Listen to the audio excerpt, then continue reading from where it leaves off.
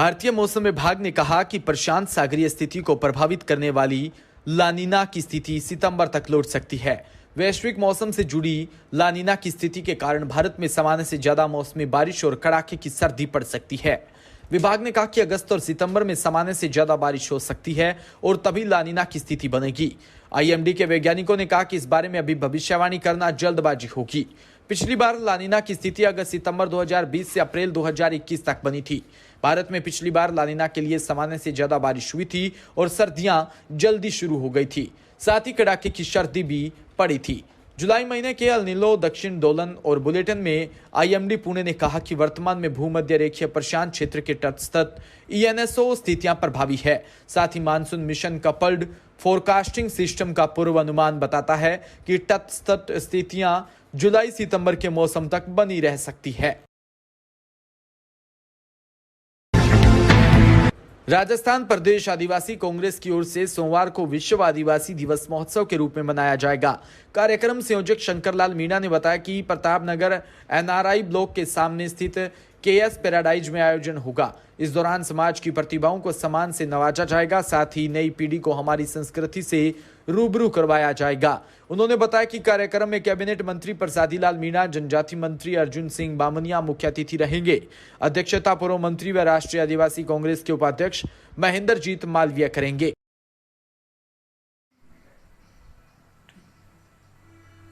मैं शंकरलाल मीणा, अध्यक्ष राजस्थान प्रदेश आदिवासी कांग्रेस। ये आदिवासी दिवस है 9 अगस्त और हम इसको मनाने जा रहे हैं एनआरआई सर्किल के सामने केएस पैराडाइज में।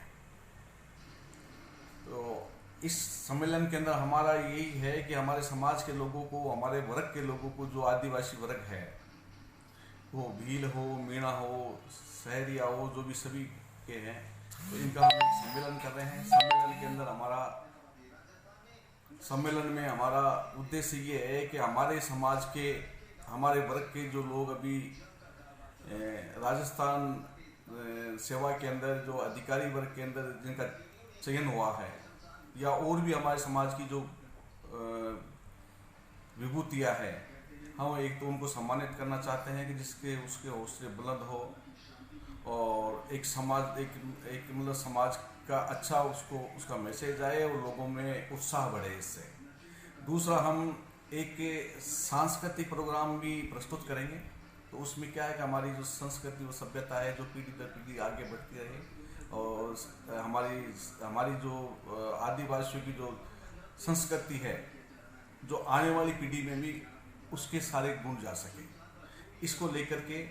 दूसरा ये है कि आदिवासी समाज ने अब तक कितनी तरक्की की है, उनके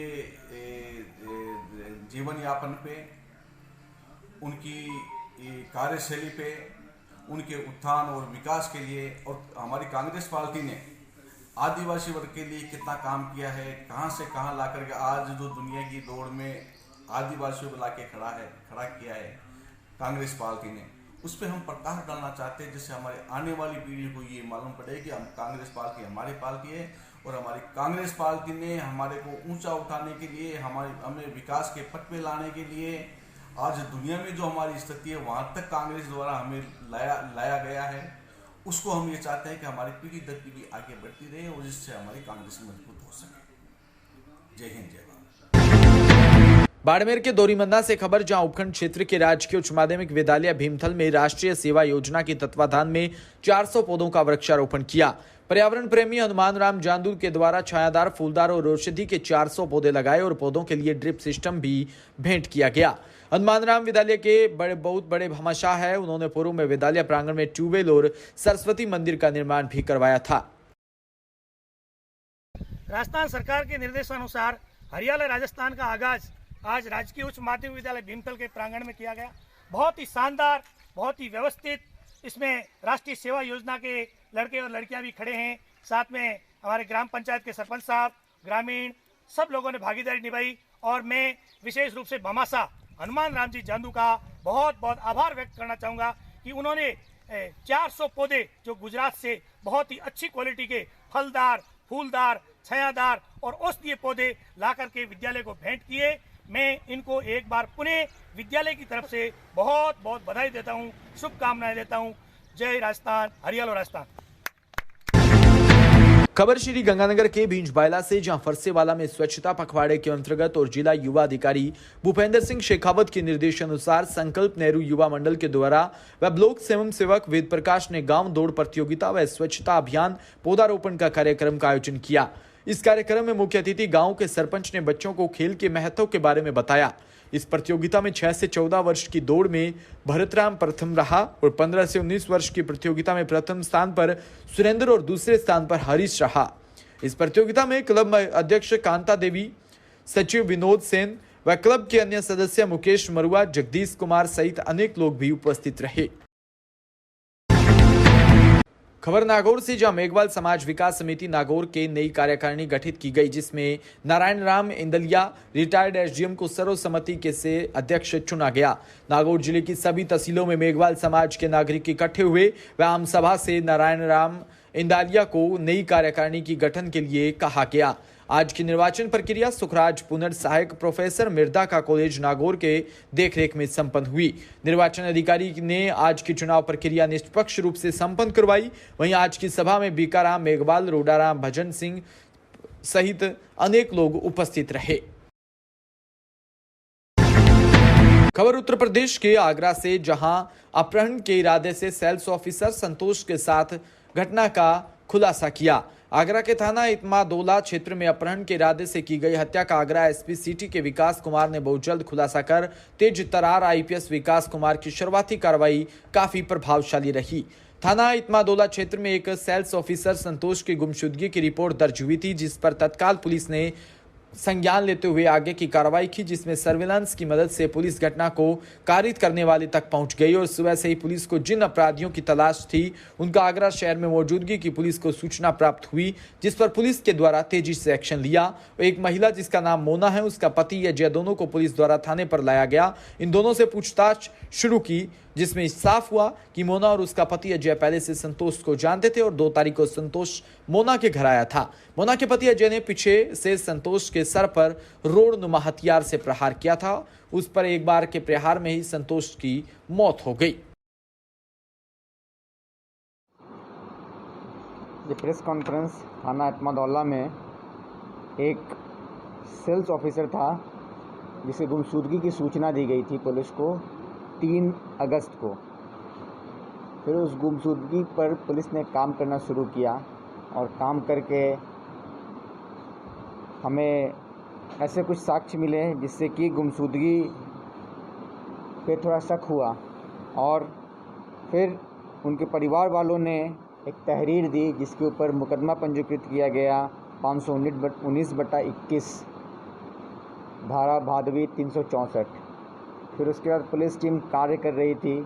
इसमें टेक्निकल सर्विलांस का बहुत उपयोग लिया गया और उसके मदद से हम लोग इस घटना को कारित करने वालों के करीब पहुँचे, लेकिन घटना तब तक सही नहीं मानी जा सकती है जब तक हम उस घटना के सापेक्ष कुछ सबूत बरामद न कर लें। तो आज सुबह पुलिस जिस व्यक्तियों की तलाश कर रही थी पूछताछ हेतु, उन व्यक्तियों की सूचना मिली कि वो आज शहर में मौजूद है। तो पुलिस ने एक महिला जिसका नाम मोना है उसको सुबह सुबह पूछताछ हेतु थाना पर लाया गया और उससे इस घटना के बारे में पूछा गया। तो ये पूरा घटना खुलकर सामने आया। उसके बयान के अनुसार वो और उसका पति, उसका नाम है अजय, वो लोग पहले से संतोष को जानते थे और संतोष 2 तारीख को उनके घर पर आया था। जब 2 तारीख को वो उनके घर पर आया था तो उसी वक्त उसके पति ने उसके सर पर पीछे से रॉडनुमा डंडे से प्रहार किया और उस एक बार के प्रहार में वो अचेत हो गया और उसके ब्लड लॉस के कारण उसकी मृत्यु हो गई।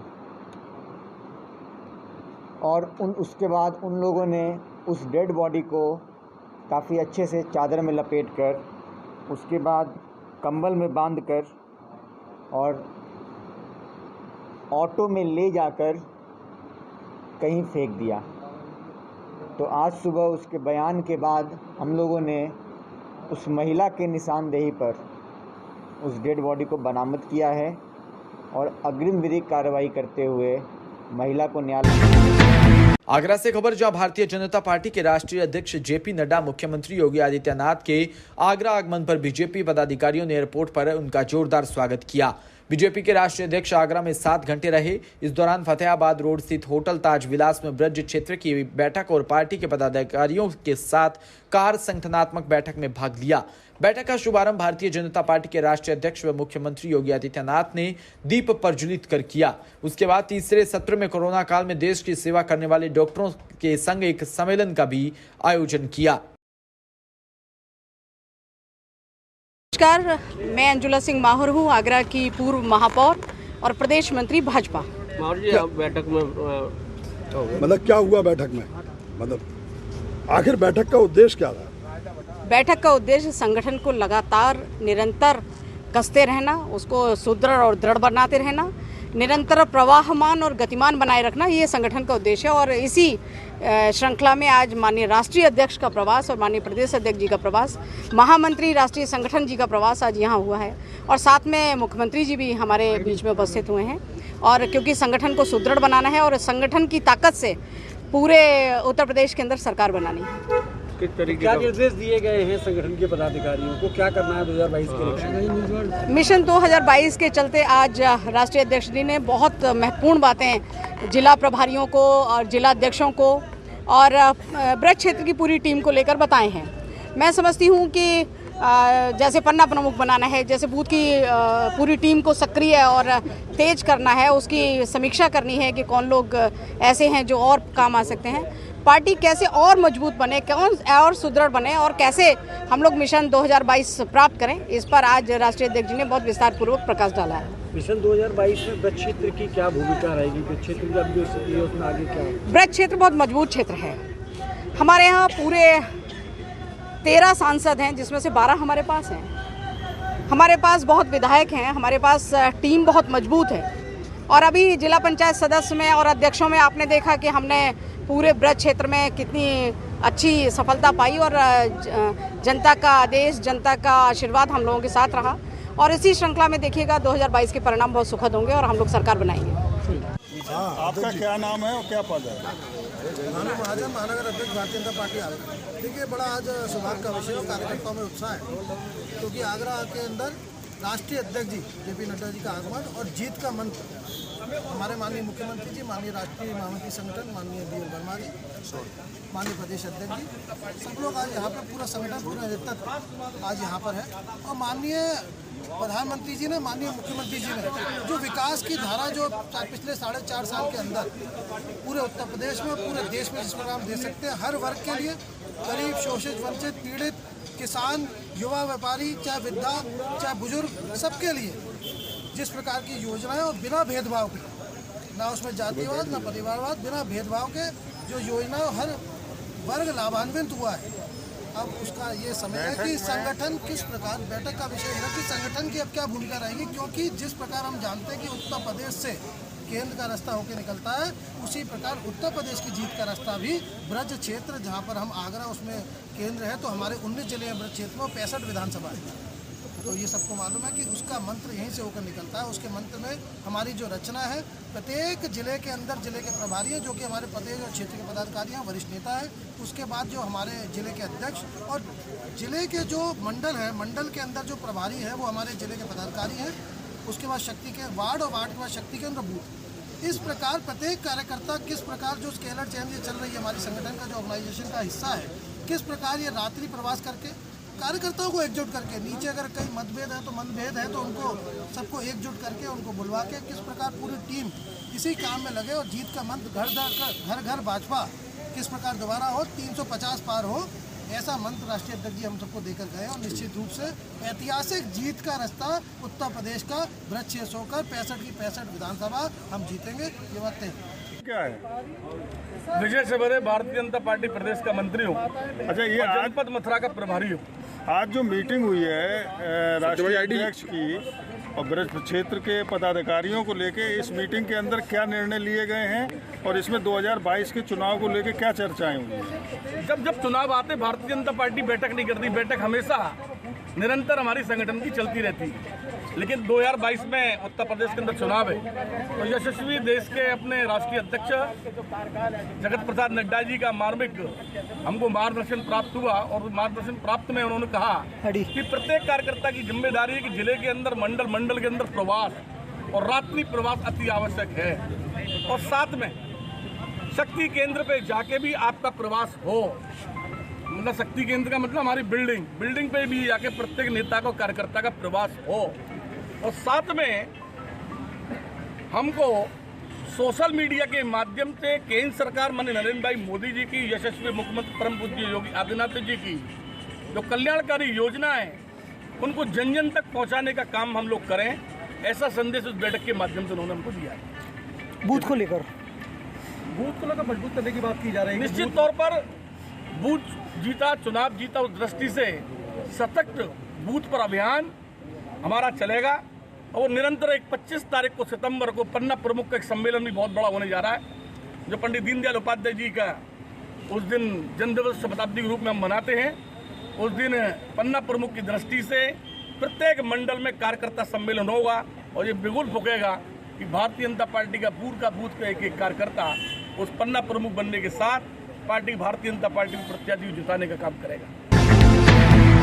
उत्तर प्रदेश के बिजनौर में बहुजन समाज पार्टी के तत्वाधान में प्रबुद्ध वर्ग के समान सुरक्षा और तरक्की को लेकर विचार संगोष्ठी का आयोजन किया। संगोष्ठी में बतौर मुख्य अतिथि बसपा के राष्ट्रीय महासचिव व राज्यसभा सांसद सतीश चंद्र मिश्रा ने बीजेपी को ब्राह्मण विरोधी पार्टी बताया। साथ ही ब्राह्मण समाज के लोगों को भी ये बताया कि उनका हित सिर्फ बहुजन समाज पार्टी में ही है, क्योंकि वर्ष 2007 के चुनाव में जब ब्राह्मण समाज के लोग भारी संख्या में जीतकर विधानसभा पहुंचे तो बसपा की राष्ट्रीय अध्यक्ष मायावती ने उन्हें उचित सम्मान दिया था। कैबिनेट मंत्री के अलावा दर्जा प्राप्त मंत्री भी तमाम लोगों को बनाने का काम किया था।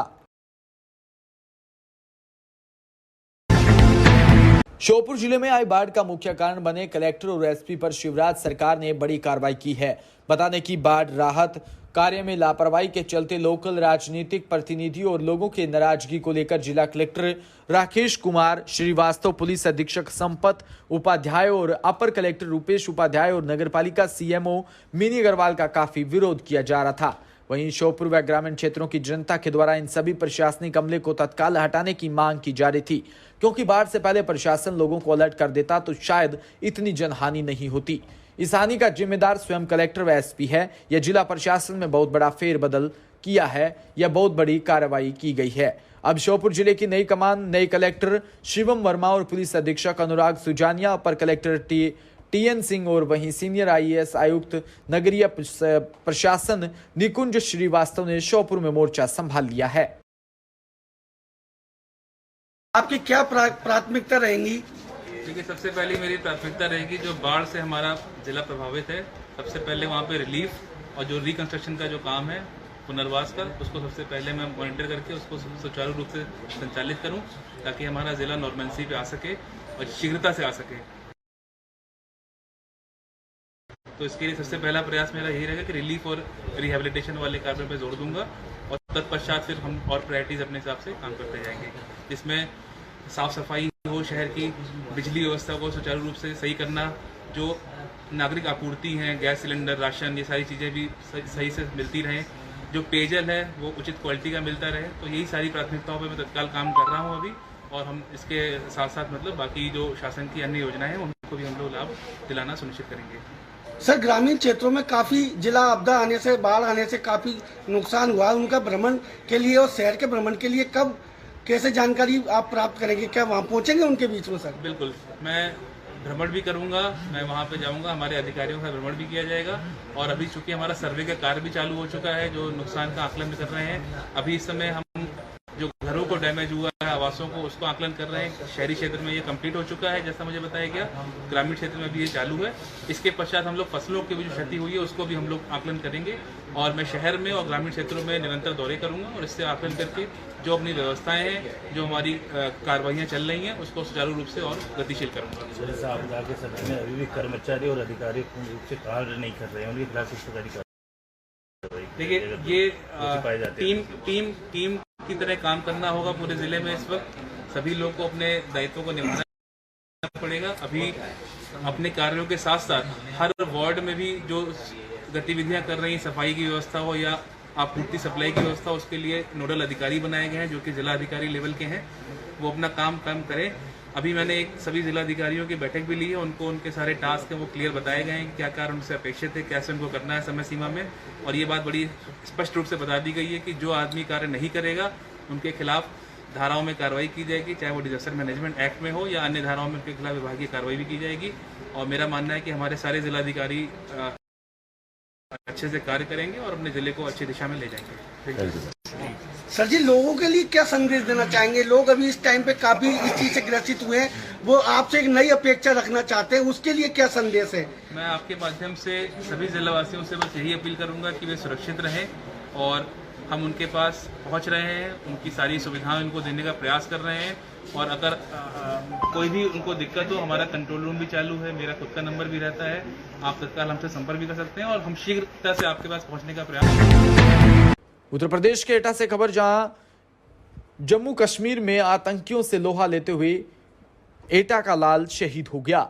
अरविंद चौहान राजौरी में आतंकियों से लड़ते हुए शहीद हो गया। परिवार और गांव के लाडले के शहीद होने की सूचना पर लोग गमजदा है। वहीं Arvind Chauhan NSC para commando थे, एससी बटालियन राजौरी में तैनात थे। वहीं 2017 में आर्मी में भर्ती हुए थे। बहराइच से खबर, जहां अपराध व अपराधियों के विरुद्ध चलाए जा रहे अभियान में बहराइच पुलिस को एक बड़ी सफलता मिली है। पुलिस ने मुठभेड़ में 50,000 के इनामी बदमाश को गिरफ्तार कर लिया। उसके एक अन्य साथी अंधेरा का फायदा उठाकर भागने में कामयाब हुए। घायल बदमाश को इलाज के लिए मेडिकल कॉलेज में भर्ती करवाया गया है। गिरफ्तार बदमाश पर 3 दर्जन से अधिक मुकदमे विभिन्न थानों में भी पंजीकृत है। पुलिस को सूचना मिली कि 50,000 का इनामी बदमाश क्षेत्र में किसी बड़ी वारदात को अंजाम देने की फिराक में है। मुखबिर की सूचना पर मटेरा और मोतीपुर पुलिस की संयुक्त टीम ने फरार इनामी बदमाश की तलाश शुरू कर दी। मटेरा थाना क्षेत्र के कोरियान पुरवा नहर की पटरी के पास पुलिस और बदमाश की आमने सामने मुठभेड़ हो गई। मुठभेड़ में दाहिने पैर में गोली लगने से घायल 50,000 का इनामी बदमाश मनीराम उर्फ मन्नी पुत्र हरिद्वारी निवासी गुदारिया थाना दोरहारा जनपद खीरी को गिरफ्तार कर लिया। महोदय, बहराइच द्वारा अपराध एवं अपराधियों की रोकथाम तथा इनामी अपराधियों की गिरफ्तारी हेतु चलाए जा रहे अभियान के तहत आज 8 अगस्त 2021 को मुखबिर के जरिए सूचना मिली थी। उस सूचना के आधार पर मटेरा व मोतीपुर पुलिस की संयुक्त टीम द्वारा मटेरा थाना क्षेत्र के कुरियनपुरवा नहर पटरी के पास लगभग 2300 बजे बदमाशों से मुठभेड़ हुई है। इसमें से एक बदमाश को गोली लगी है और मौके पर उसको गिरफ्तार किया गया है। गिरफ्तार शुदा बदमाश मनीराम उर्फ मनी पुत्र हरिद्वारी निवासी ग्राम गुदरिया थाना धौरारा जनपद खीरी का है। उसके दाहिने पैर में गोली लगी हुई है। ये शातिर अपराधी है। इस पर 37 अभियोग पंजीकृत हैं और इस पर 50,000 का इनाम भी घोषित है। इसके अन्य अभियोगों के बारे में भी जानकारी की जा रही है। मौके से जो अन्य इसके साथी फरार हैं उनके लिए निरंतर टीमें दबिश दे रही हैं। घायल बदमाश को इलाज के लिए चिकित्सालय में भर्ती कराया गया है। इससे घटना जो जरही में हुई थी उसके माल और अन्य सामान के बारे में भी पूछताछ की जा रही है। आज की घटना के संबंध में थाना मटेरा पर पुलिस मुठभेड़ की सुसंगत धाराओं में अभियोग पंजीकृत किया जा रहा है तथा शेष अभियुक्तों की गिरफ्तारी का प्रयास किया जा रहा है। झालावाड़ के पिड़ावा से खबर, जहां नगर की प्राणदायिनी चंवली नदी के तट पर स्थित सूरजकुंड महादेव मंदिर पर सावन मास के तीसरे सोमवार को भगवान शिव का रुद्राभिषेक किया गया।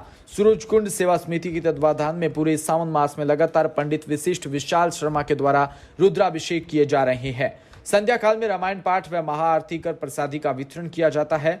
सूरजकुंड महादेव मंदिर पिडावा नगर सहित सैकड़ों गांवों की आस्था का केंद्र है। हिंदू मान्यता के अनुसार नदी के तट पर स्थित मंदिर को एक तीर्थ की उपाधि दी जाती है। श्रद्धालुओं द्वारा नियमित रुद्राभिषेक, रामायण पाठ व महाआरती का आयोजन भी किया जाता है। इस अवसर पर सभी देखरेख का काम सूरजकुंड सेवा समिति ही करती है। वहीं झालावाड़ के पिडावा उपखंड क्षेत्र के डाबला भोज में लगातार बरसात जारी है। इससे जनजीवन अस्त व्यस्त हो गई। किसानों ने बताया कि लगातार बरसात से फसलें खराब हो चुकी है। इससे किसानों को आर्थिक क्षति पहुंची है। किसानों ने प्रशासन से मांग की कि खराब हुई फसल का सर्वे करवाकर किसानों को प्रधानमंत्री बीमा क्लेम का शीघ्र भुगतान करें। वार्ड पंच पुरसिंह परमार ने बताया कि क्षेत्र में अतिवृष्टि किसानों को भारी नुकसान हुआ है। आज सुबह 7 बजे फिर तेज बारिश शुरू हो गई, जिससे किसान पूरी तरह निराश हो चुके हैं। खबर जोधपुर के बावड़ी से, जहां पंचायत समिति में स्थायी विकास अधिकारी लगाने की मांग को लेकर पंचायत समिति के बाहर चल रहा सरपंच संघ का धरना छठे दिन पाली के पूर्व सांसद के आश्वासन के बाद धरने को सरपंच संघ ने समाप्त करने की घोषणा की। गौरतलब है कि बावड़ी पंचायत समिति में विकास अधिकारी का पद पिछले लंबे समय से कार्यवाहक है। विकास अधिकारी का जिम्मा सहायक अभियंता संजय हंस को दे रखा था। धरने के छठे दिन शनिवार को पाली के पूर्व सांसद बद्रीराम जाखड़ धरना स्थल पहुंचे और सरपंचों को आश्वासन देते हुए कहा कि आपकी मांग जायज है। इसको लेकर राज्य सरकार आपकी जायज मांग के समर्थन में है। इस बारे में उच्च अधिकारियों से बात कर ली गई है। अभी आचार संहिता लागू हुई है। जो ये आचार संहिता खत्म हो जाएगी, बावड़ी पंचायत समिति में स्थायी विकास अधिकारी लगा दिया जाएगा। तो वहीं झालावाड़ के पिडावा से खबर, जहां पिडावा नगर की आन बान शान कपिल राठौड़ भारतीय सेना में पिडावा नगर का नाम रोशन कर रहे हैं। बाल्यकाल से ही अपनी आंखों में भारतीय सेना का सपना संजोए हुए कपिल राठौड़ निरंतर उस दिशा में प्रयास कर रही हैं। वहीं गोतवा उन्होंने भारतीय सेना में ज्वाइन कर अपने सपने को पूरा कर लिया है।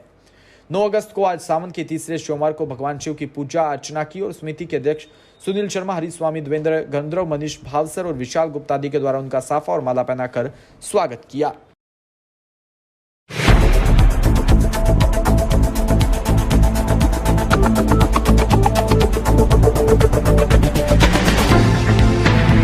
जन आधार तो है ना तुम्हारे पास? अब जल्दी से रजिस्ट्रेशन करवाओ। आपको पता है ना, राजस्थान सरकार ने मुख्यमंत्री चिरंजीवी स्वास्थ्य बीमा योजना शुरू की है। इसमें हर